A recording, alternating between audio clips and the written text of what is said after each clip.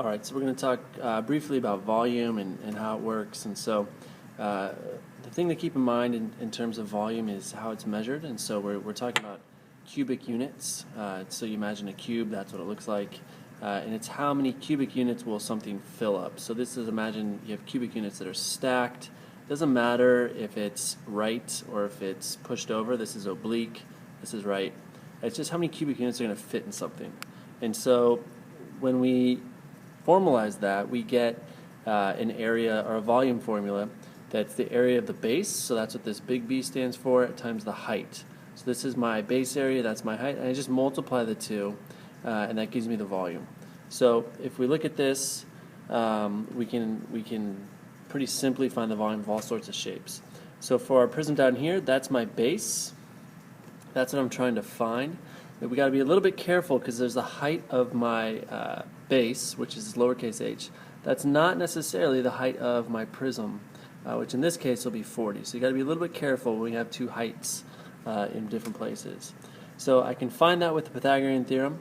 And so I have a squared, b squared, c squared. That's the hypotenuse. That goes by itself. I subtract 20 from both sides. That gives me h. So I can figure out h, which is 21. And then from there I can find the area of that triangle and then multiply it by the height of the prism, which is going to be 40. So my volume is base area times height, and my base area is 1/2 of 21. So that's my height here, and then my other base is 20, and then the height of the prism is going to be 40. I plug through that and I get a value of 8,400. All right. So again, just using this base area times height, we can find a volume.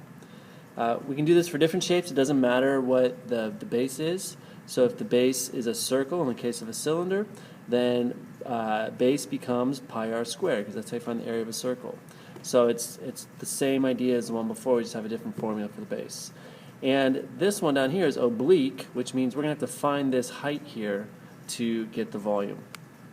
So I'm going to find that height, and again I'm going to use the Pythagorean theorem. This is 8, that's 17. And so I'm going to do 17 squared, because that's my c value, minus 8 squared. 17 squared minus 8 squared, I work through it and I get 15. So now I'm ready to plug it into this up here. So base area times height.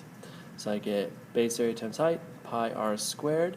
My radius is 4, because this is 8. I take half of that, that gives me 4.